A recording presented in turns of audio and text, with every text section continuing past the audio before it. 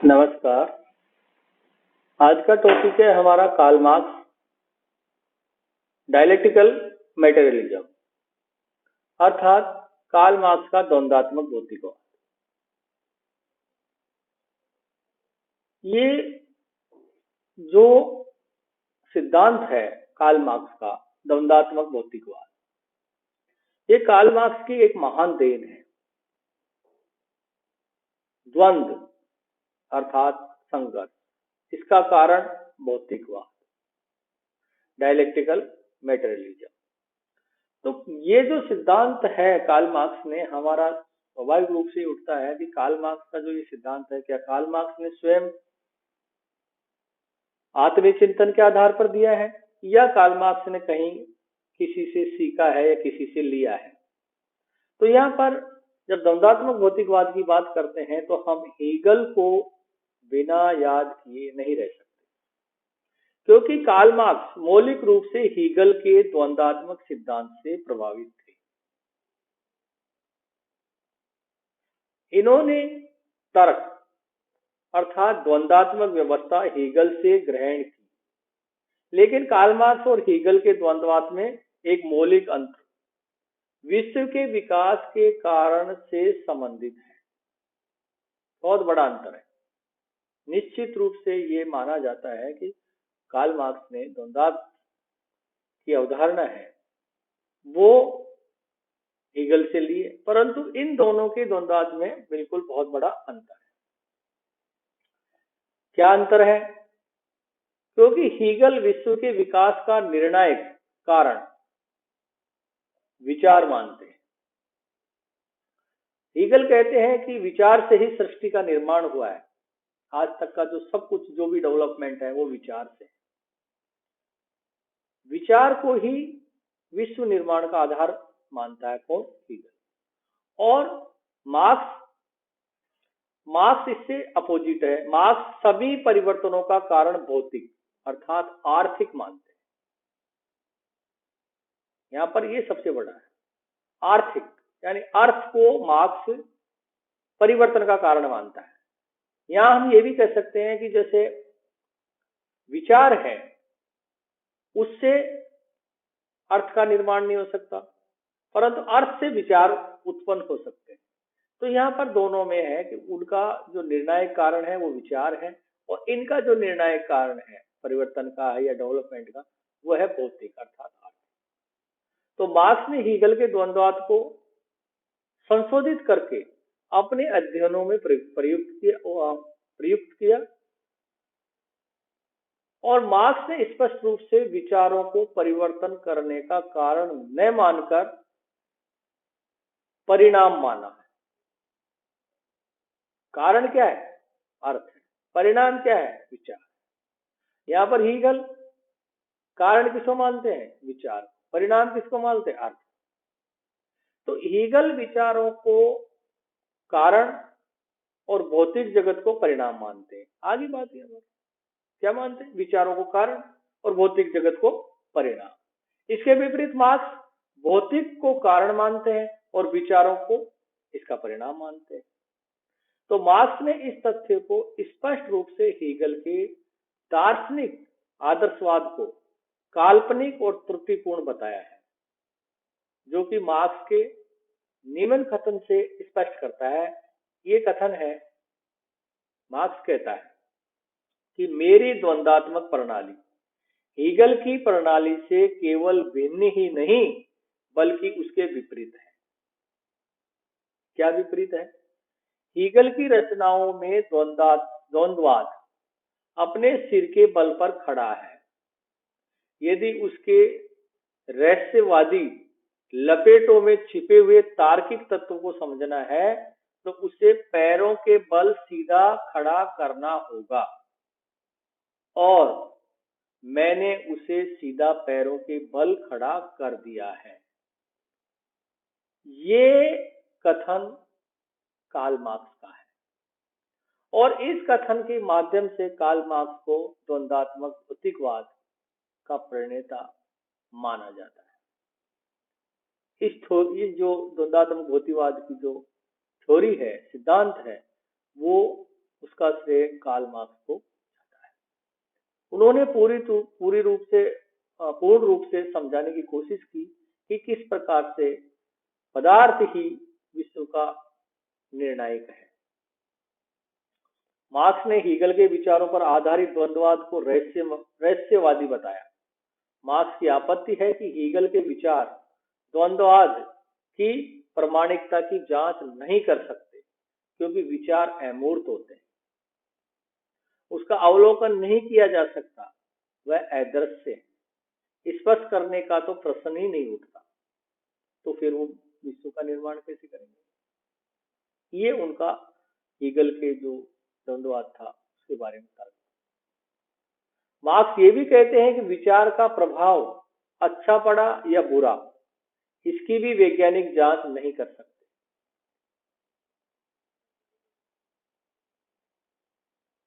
इन्हीं अमूर्त विशेषताओं के कारण मार्क्स ने हीगल के विचार यानी द्वंद्ववाद को अवैज्ञानिक बताया। मार्क्स हीगल के द्वंद्वात्मक विकासवाद को मानते हैं, लेकिन विकास के कारण विचार, आत्मा, विवेक, चिंतन आदि को नहीं मानते। मार्क्स की आपत्ति का प्रमुख कारण द्वंद्ववाद में प्रयोग सिद्ध तथ्यों का अभाव बताया गया है। यहाँ पर मार्क्स सामाजिक अध्ययनों में भी भौतिक शास्त्र, रसायन शास्त्र की तरह अध्ययन करना चाहते हैं।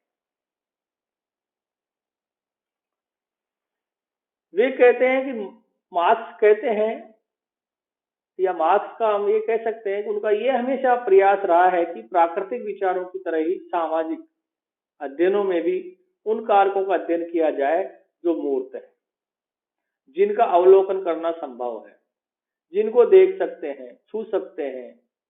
आप अदृश्य विचार, विश्वास, विवेक, चिंतन आदि को कोई महत्व नहीं देते। वे कहते हैं ये फालतू की बातें हैं, इनको हम नहीं दे सकते। विचार से कुछ भी नहीं हो सकता, पदार्थ से सब कुछ हो सकता है। अवलोकन करना संभव है, जिनको देख सकते हैं, छू सकते हैं। आप अदृश्य विचार, विश्वास, विवेक, चिंतन आदि को कोई महत्व नहीं देते, जैसा कि हीगल ने किया है। मार्क्स भौतिकवादी। मार्क्स भौतिक पदार्थ जैसे पृथ्वी, पत्थर, मिट्टी, अन्य वस्तुओं को सत्य मानते हैं। हीगल की विश्वात्मा और रहस्यमयी एवं अगम्य है। विश्वात्मा रहस्यमयी एवं अगम्य है और पदार्थ मूर्त होने के कारण गम्य है।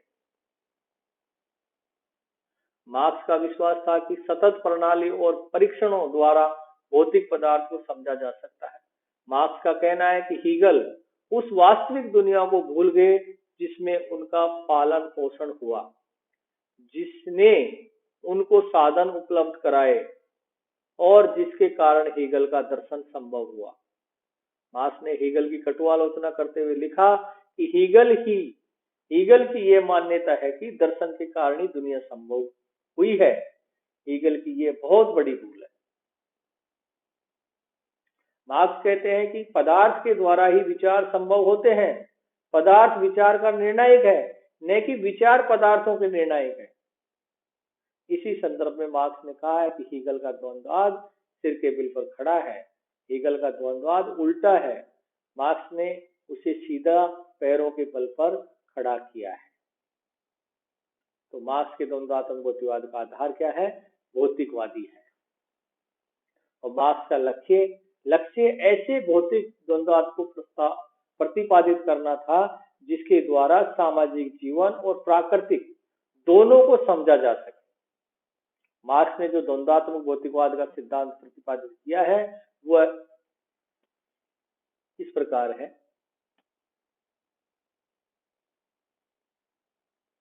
मार्क्स के द्वंद्वात्मक भौतिकवाद की जो विशेषताएं हैं, हम विशेषताओं को जानेंगे। पूर्ण समग्रता। कार्ल मार्क्स की मान्यता है कि विश्व एक व्यवस्थित पूर्ण है। आप प्रकृति को पूर्ण समग्रता के रूप में देखते हैं, जिसमें विभिन्न वस्तुएं, घटनाएं परस्पर एक दूसरे से संबंध, अन्योन्याश्रिता, ये सब कुछ है। ये परस्पर निर्भरता अपरिहार्यता तथा एकता वैसी ही है जैसे जीव जगत में जीवों में होती है। तो इस तरीके से कार्ल मार्क्स ने इसको पूर्ण समग्रता का रूप दिया। दूसरा है सतत गतिशील और परिवर्तनशीलता।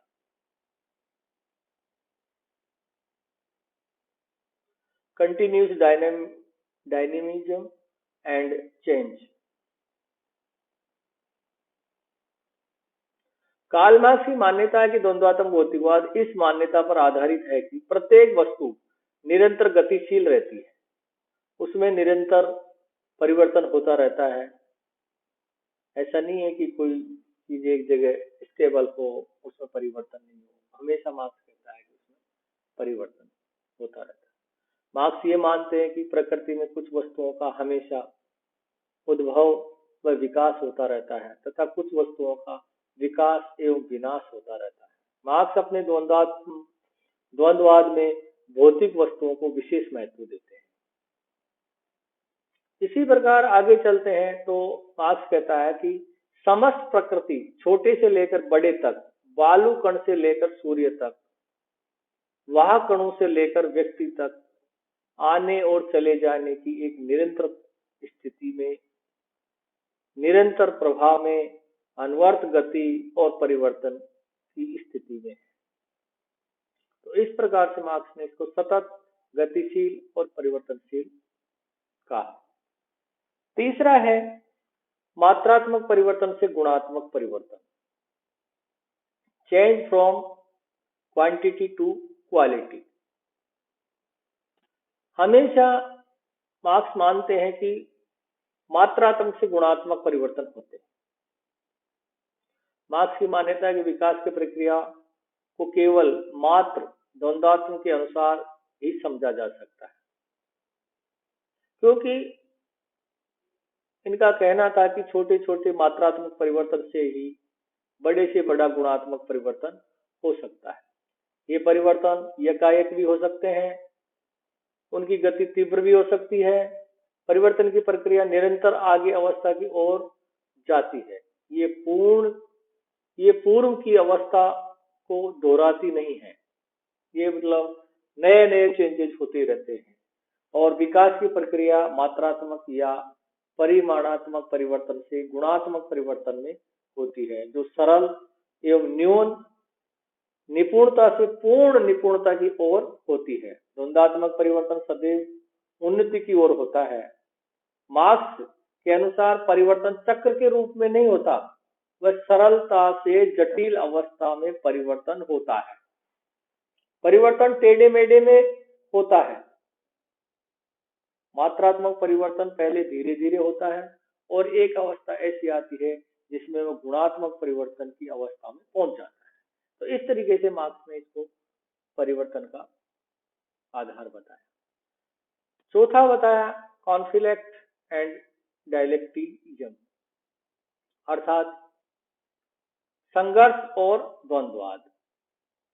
मार्क्स का कथन है कि विश्व का विकास संघर्ष की प्रक्रिया द्वारा होता है।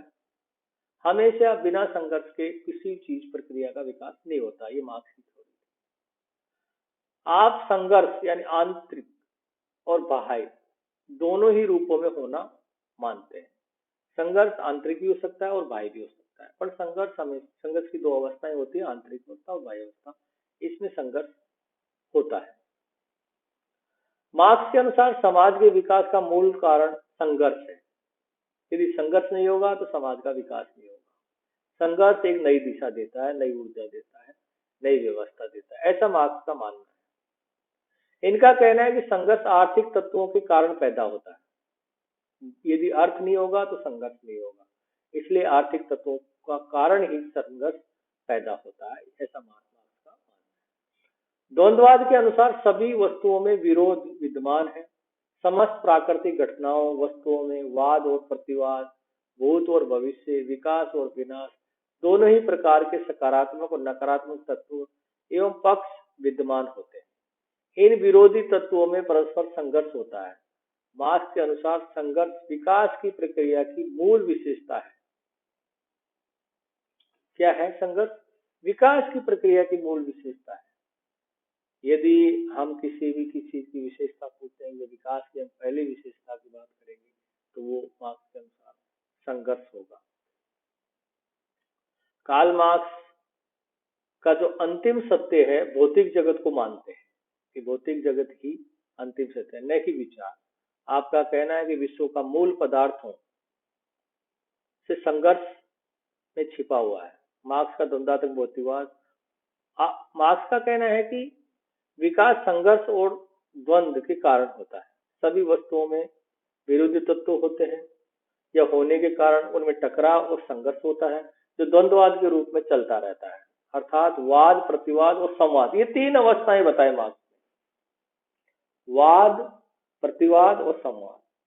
वाद प्रथम अवस्था होती है और उसका प्रतिवाद तब तक होता रहता है जब तक संवाद नहीं हो जाए, और संवाद के बाद में चौथी अवस्था बताई मार्क्स ने, साम्यवाद। ये इस तरीके से मार्क्स ने इसका विकास बताया। आप इसको देख लीजिए, इसको पढ़ लीजिए। इसके बाद में मार्क्स का 5वां है भौतिक निर्णायकवाद। भौतिक निर्णायकवाद जैसे इसमें लिख रखा है, भौतिक निर्णायकवाद, इस शब्द से आप ऑटोमेटिक समझ सकते हैं कि कोई भी जो निर्णायक की भूमिका निभा सकता है वो है भौतिक। इस विश्व के विकास की हम बात करें तो वो है भौतिक, यानी पदार्थ ही विश्व के निर्णायक है। तो कार्ल मार्क्स की सबसे महत्वपूर्ण मान्यता द्वंद्ववाद में भौतिकवाद की प्रक्रिया प्रमुख है। इनके अनुसार द्वंद्वात्मक भौतिकवाद के अनुसार सर्वप्रथम परिवर्तन पदार्थों में होता है। पदार्थ विश्व का मूल है। मार्क्स की मान्यता है कि विश्व की वास्तविकता भौतिक जगत है, सभी अन्य परिवर्तनों का कारण पदार्थ है। आपका मत है कि विश्व और उसकी प्रकृति को समझने के लिए हमें परिवर्तन एवं गतिशीलता को ध्यान में रखना होगा। विकास हमेशा पदार्थों में पारस्परिक संघर्षों के कारण होता है, ऐसा मार्क्स का मानना है। द्वंद्वात्मक भौतिकवाद के अनुसार मार्क्स का कहना है कि पदार्थ सक्रिय होते हैं, निष्क्रिय नहीं होते। मार्क्स एक ही कारक को सभी परिवर्तनों का कारण मानते हैं, और ये कारण क्या है? पदार्थ, अर्थात अर्थ। आप भौतिक वस्तुओं को प्रथम, अंतिम और महत्वपूर्ण कारक मानते हैं, यानी कि पहला पदार्थ है और अंतिम भी पदार्थ है। कोई भी परिवर्तन, विकास और इसका, तो मार्क्स का भौतिक वस्तुओं को प्रथम और अंतिम महत्वपूर्ण कारक मानते हैं तथा विकास की प्रक्रिया का आधार इन्हीं भौतिक पदार्थों को, आंतरिक विरोधों को मानते हैं। इसी प्रकार से मार्क्स के द्वंद्वात्मक भौतिकवाद का जो विशेषताएं हैं, इनके बारे में हमने चर्चा की और पाया कि मार्क्स का जो द्वंद्वात्मक भौतिकवाद है वो इन आधारों पर टिका हुआ है, जिसकी हमने सविस्तार व्याख्या की है। नेक्स्ट टॉपिक में आपको और अन्य अवधारणा की हम बताएंगे। आज के लिए इतना ही काफी। नमस्कार, धन्यवाद, थैंक यू।